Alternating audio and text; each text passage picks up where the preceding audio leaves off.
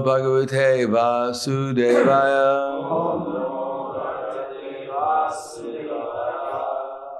Srimad Bhagavatam, Canto 7, Chapter 12, The Perfect Society, the Four Spiritual Classes, text number 16. Evam vido brahmachari vanaprasto yathir grihi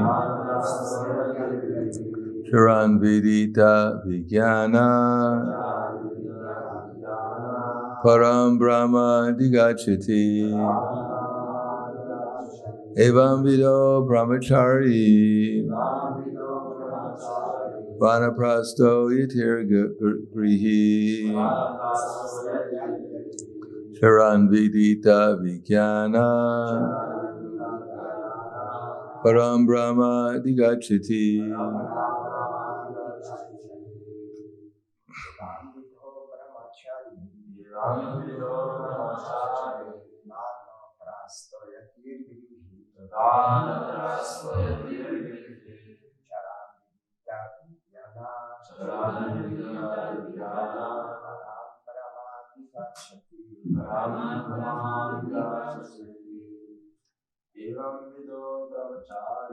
Evam vido brahmachari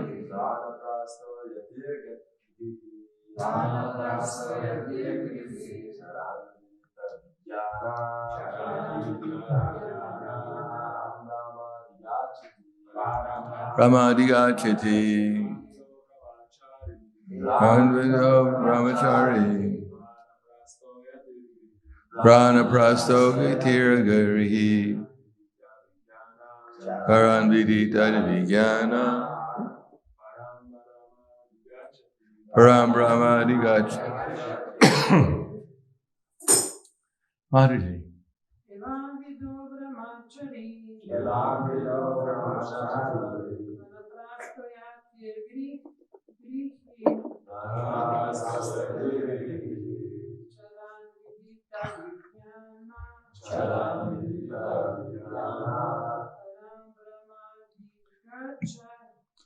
Param Brahma digachati. Evam vida. In this way, brahmachari, whether one is a brahmachari,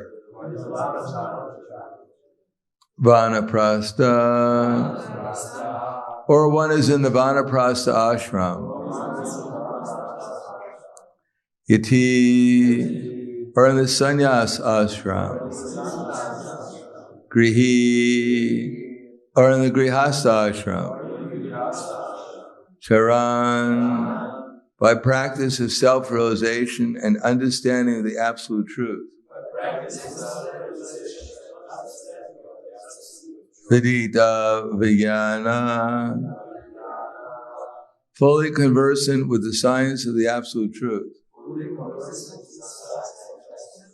Param, the supreme. Brahma, the absolute truth. Adigachati, one can understand. Translation and purport by His Divine Grace, A.C. Bhaktivedanta Swami Srila Prabhupada. By practicing in this way, whether one is in the brahmachari ashram, grihastha ashram, vanaprastha ashram, or sannyasa ashram, one must always realize the all-pervading presence of the Supreme Lord. For in this way it is possible to understand the absolute truth. Purport. This is the beginning of self-realization. One must understand how Brahman is present everywhere and how he is acting.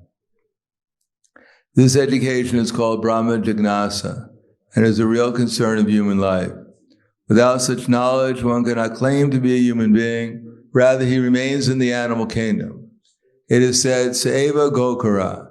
Without such knowledge, one is no better than a cow or an ass. The rest of this chapter, practically speaking, is just verse. There's no purports.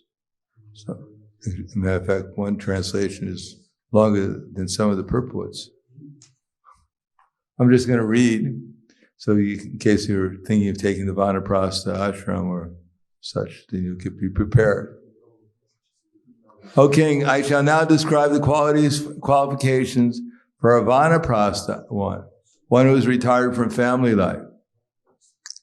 By rigidly following the rules and regulations for the Vanaprastha, one can easily be elevated to the upper planetary system known as Mahaloka.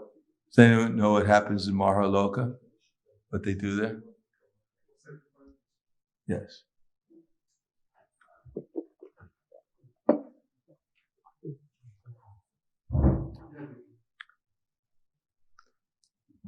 I think some of the devotees here will be elevated there. You can do your Nishinga Yagya there every Saturday. But they do it so nicely that Krishna actually appears in the sacrifice. I don't know how often Krishna appears in our sacrifice here, but there Krishna actually personally comes. But here, this is the qualifications to become elevated to Mahaloka, what you have to do. Luckily, we have a forest nearby, so in case you want to practice, it's available. Person in the Vanaprastha life should not eat grains grown by tilling the fields. A little difficult to know where the grains come from around here, but it shouldn't come from tilling of the fields. He should also not eat grains that have grown without tilling of the field, but not fully ripe. Nor should a Vanaprastha eat grains cooked in fire. Good luck. You got to soak the grains before you can eat them. Indeed, he shall eat only fruit ripened by the sunshine. You get pretty hungry around here. A Vanaprastha should prepare cakes to be offered and sacrificed from fruits and grains grown naturally in the forest. Are there any fruits and grains growing in the forest around here? Yes. There are some fruits. Have you eaten any of them? Have you tried some of them? Yes. What's that? Some fruits are growing. Are they edible? Yeah. What kind of fruits? Blueberries. Strawberries. Oh. What's that? Cherries. Good cherries? Oh. What's that?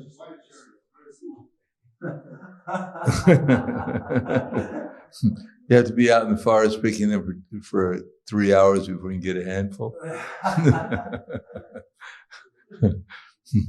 Anyhow, that's what you got to get in if you want to be a Vanaprastha, Little austerity.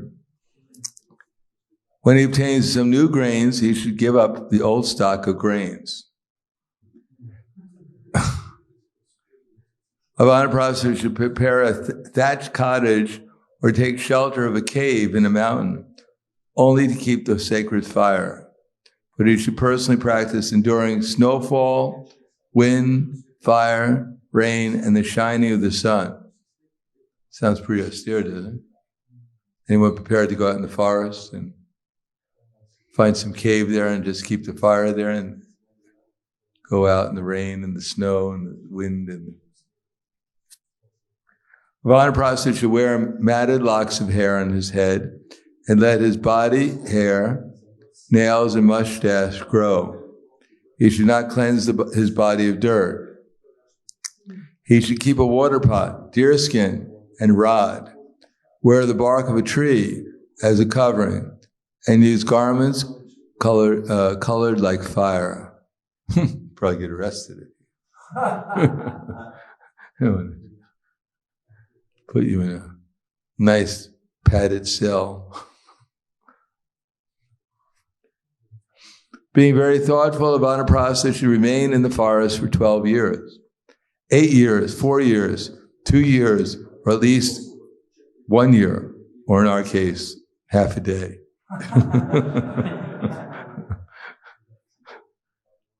He should behave in such a way that he will not be disturbed or troubled by too much austerity. It sounds like a lot of us.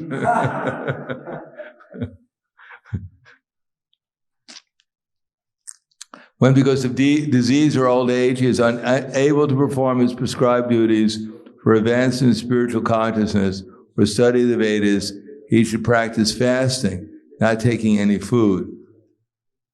He should probably place the fire element in his own self, and in this way give up bodily affinity, by which one thinks the body to be one's self or one's own. One should gradually merge the material body into the 5 elements: earth, water, fire, air, and sky. Purport: the body is in effect of a cause, namely the 5 material elements: earth, water, fire, air, and sky.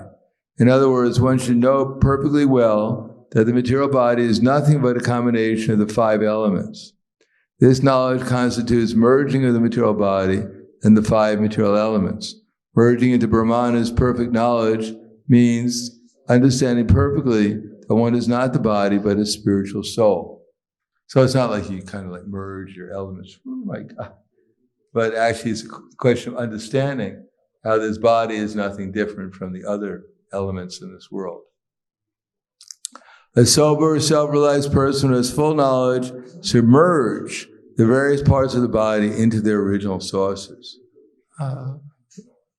Disappearing. Where'd he go? He merged. The holes in the body are caused by the sky. The process of breathing is caused by the air. The heat of the body is caused by fire. And semen, blood, and mucus are caused by water. The hard substances like skin, muscle, and bone are caused by earth. In this way, all the constituents of the body are caused by various elements. They should be merged again into those elements. To be self-realized, one must understand the original source of the various elements of the body. The body is a combination of skin, bone, muscle, blood, semen, urine, stool, heat, breath, and so on. Which all come from earth, water, fire, air, and sky. One must be well conversant with the sources of all the bodily constituents. Then one becomes a self-realized person, or Atmavan, who knows the self. There's only a couple of verses left. Thereafter, the object of speech, along with the sense of speech, the tongue, should be bestowed upon fire. Craftsmanship in the 2 hands should be given to the demigod Indra. The power of movement in the legs should be given to Lord Vishnu. Sensual pleasure along with the genitals should be bestowed upon Prajapati. The rectum and the power of evacuation should be bestowed in its proper place unto Mrityu. The oral instruments along with the sound vibration should be given to the deities presiding over the directions. The instrument of touch along with the sense objects of touch should be given to Vayu. Form with the power of sight should be bestowed upon the sun. The tongue along with the demigod Varuna should be bestowed upon water. And the power of smell along with the 2 Ashwini Kumara demigods should be bestowed upon the earth. The mind, along with all material desires, should be merged in the moon demigod. All the subject matters of intelligence, along with the intelligence itself, should be placed in Brahma, Lord Brahma. False ego, which is under the influence of material modes of nature, and which induce one to think, I am this body, and everything connected with this body is mine, should be merged, along with material activities, in Rudra, predominating deity of false ego. Material consciousness, along with the goal of thought, should be merged in the individual living being, and the demigods acting under the modes of material nature should be merged, along with the perverted living being, into the Supreme Being. The earth should be merged in water, water in the brightness of the sun, this brightness into the air into the sky into the false ego into the total material energy, the total material energy into the unmanifested ingredients, the pradhana feature of the material energy, and at last, the ingredient features of material manifestation into the super soul. Well, usually we don't say, we say don't merge, but this time it's an exception. You have to learn how to merge. When all the material designations have thus merged into their respective material elements, the living beings are all ultimately completely spiritual, being one in quality with the Supreme Being, should cease from material existence as flames cease when the wood in which they are burning is consumed. When the material bodies return to its various material elements, only the spiritual being remains. The spiritual being is Brahman, as equal quality with Param Brahman. That's in the Bhaktivedanta purpose of the 7th canto, 12th chapter of the Srimad Bhagavatam, entitled The Perfect Society for Four Spiritual Classes. So we've ended with the material consciousness disappearing, and the only thing left is spiritual consciousness. Aham Brahmasmi. And the next chapter is very similar. It's about the behavior of a perfect person. And actually there are some purports, but I'm just going to read the summary, and then we're going to stop there because otherwise there's just more and more verses to read. Chapter 13, the behavior of a perfect person. This 13th chapter describes the regulative principles for sannyasis. It also describes the history of a avaduta. It concludes with a description of perfection for the student in spiritual advancement. Who is Narada Muni talking to? What's that? Are you sure? If you're going to make a guess, you might as well say it with conviction. Yudhisthira! Because if you don't say it with conviction, then at least, even if you get it wrong, at least you said something with conviction. Yeah, Yudhisthira, he's talking to Yudhisthira. This whole canto is about Narada Muni speaking to Yudhisthira. Narada Muni has been describing the symptoms of various ashrams and varnas. Now in this chapter, he specifically describes the regular principles to be followed by sannyasis. After retiring from family life, one should accept the status of vanaprastha, in which he must formally accept the body as his means of existence, but gradually forget the bodily necessities of life.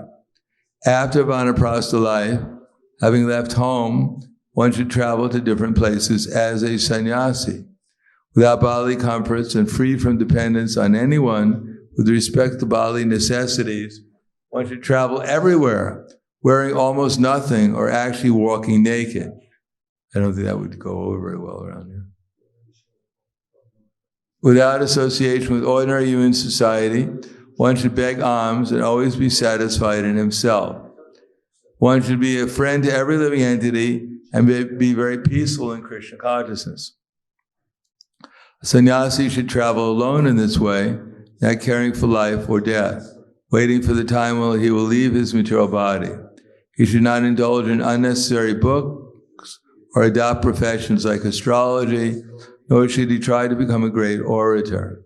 He should also give up the path of unnecessary argument and should not depend on anyone under any circumstances. He should not try to allure people into becoming his disciples just so that the number of his disciples may increase. He should give up the habit of reading many books as a means of livelihood. And he should not attempt to increase the number of temples and mosques or monasteries. When a sannyasi thus becomes completely independent, peaceful, and equipoised, he can select the destination he desires after death and follow the principles by which to reach that destination. Although fully learned, he should always remain silent like a dumb person and travel like a restless child. In this regard, Narada Muni described a meeting between Prahlad and a saintly person who adopted the mode of life of a python. In this way, he described the symptoms of a Paramahamsa. A person who has attained the Paramahamsa stage knows very well the distinction between matter and spirit. He is not at all interested in gratifying the material senses, for he is always deriving pleasure from devotional service to the Lord. He is not anxious to protect his material body. Being satisfied with whatever he obtains by the grace of the Lord, he is completely independent of material happiness and distress, and thus he is transcendental to all regular principles. Sometimes he adopts severe austerities, and sometimes he accepts material opulence. His only concern is to satisfy Krishna, and for that purpose he can do anything and everything without reference to the regular principles. He is never to be equated with materialistic men, nor is he subject to the judgment of such men. Okay, so I'll stop there. Any questions? Khala? Yes. Yeah, that's what I said.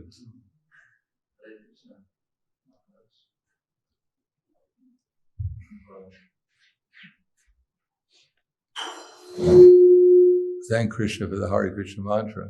Yes. Otherwise, how many of us are prepared to go into the forest or walk around naked, and not care about, alone through everywhere you go, not caring whether you live or die? Yes. Yes.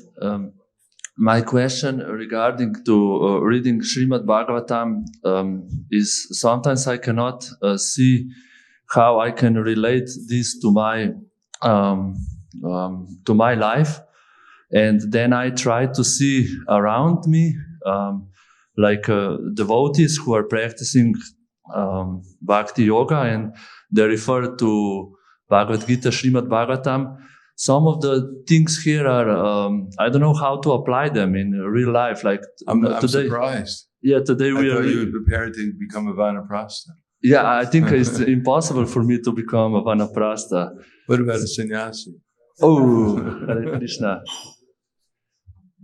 Yeah, I rather have a spiritual master that is sannyasi than to be myself sannyasi. Yeah, this is obviously, this is our goal. We don't relate to it now. We may think it's actually, this is just too much.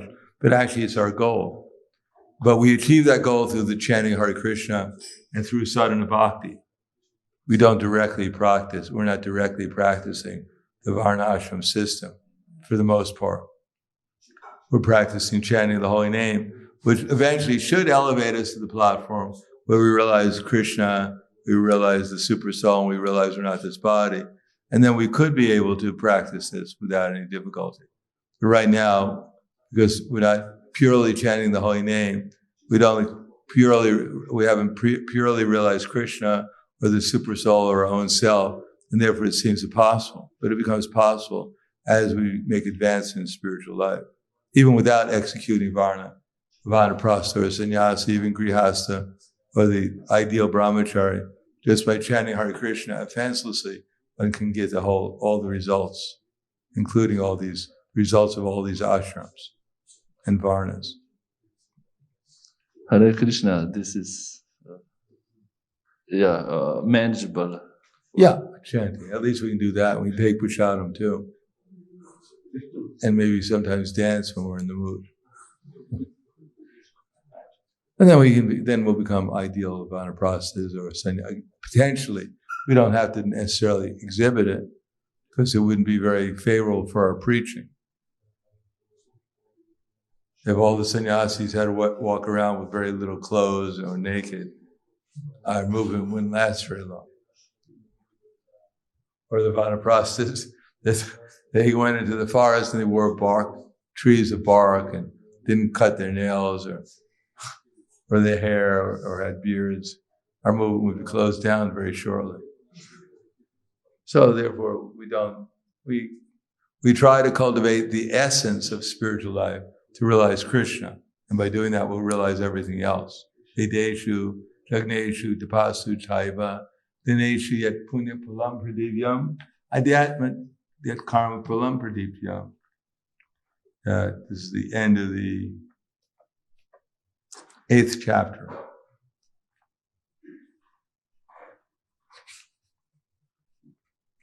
It's the 8th chapter. Person who accepts the path of devotional service is not bereft of the results derived from studying the Vedas, performing sacrifices, undergoing austerities, giving charity, pursuing philosophical and fruitive activities. Simply by performing devotional service, attains all these. At the end, he reaches the supreme eternal abode. Anything else? Hare Krishna. So, to overcome material bondage, as I understood, it's enough to chant offensively. It's not needed for pure chanting. What's that? So, offensively is enough. So, we don't need to come to the level of pure chanting to What do you overcome. think pure chanting means? Pure chanting means offenseless chanting. You can't have there's different stages of offensive chanting, but first stage is just offensive chanting. Nam, Shuddha Nam. That means pure chanting of the name. And then there may be different elements of that, such as Bhava Nam, Prema Nam, whatever, but Shuddha Nam, pure chanting means liberation, past liberation. Means we've entered into the actual devotional service, chanting. We chant with love and devotion. In other words, when we chant, Krishna is there and we experience his unlimited love and devotion, and in his presence, in the presence of Srimati Radharani and her associates, then our natural love and devotion becomes manifested spontaneously. Now we're chanting, but just the chanting means that we're trying at least, and Krishna takes that into account. We may not be feeling our love and devotion, or Krishna's love and devotion, or Srimati Radharani, but because we're trying, Krishna takes that as his love and devotion in some way. Krishna is very kind. Anything else?